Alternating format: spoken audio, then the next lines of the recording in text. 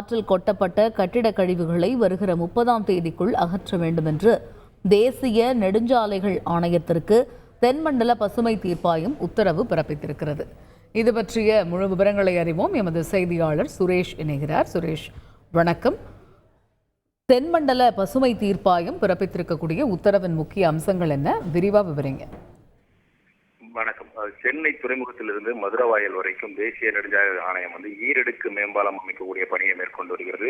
இதற்காக கூவம் ஆற்றில் தூண்கள் அமைக்கப்பட்டு வருகின்றன. இந்த பணிக்காக கூவம் ஆற்றில் குறுக்கே பல இடங்களில் கட்டிட கழிவுகள் கொட்டப்பட்டுள்ளதாக நாளிதழில் வெளியான செய்தியின் அடிப்படையில் தென்மண்டல தேசிய பசுமை தீர்ப்பாயம் தாமாக முன்வந்து வழக்கை விசாரணைக்கு எடுத்துக்கொண்டது.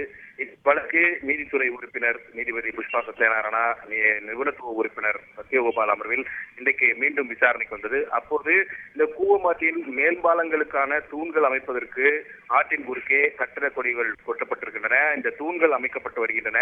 வடகிழக்கு பருவமழைக்கு முன்பாக இந்த கழிவுகள் அப்புறப்படுத்தப்படும் என்று தேசிய நெடுஞ்சாலைகள் ஆணையம் தரப்பில் தெரிவிக்கப்பட்டது.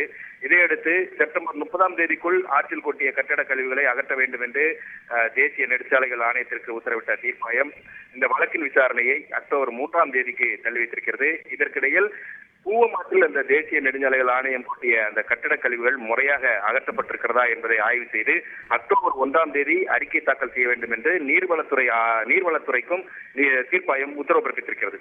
விரிவான விவரங்களுக்கு நன்றி சுரேஷ். செய்திகளை உடனுக்குடன் தெரிந்து கொள்ள உடனே சப்ஸ்கிரைப் பண்ணுங்க.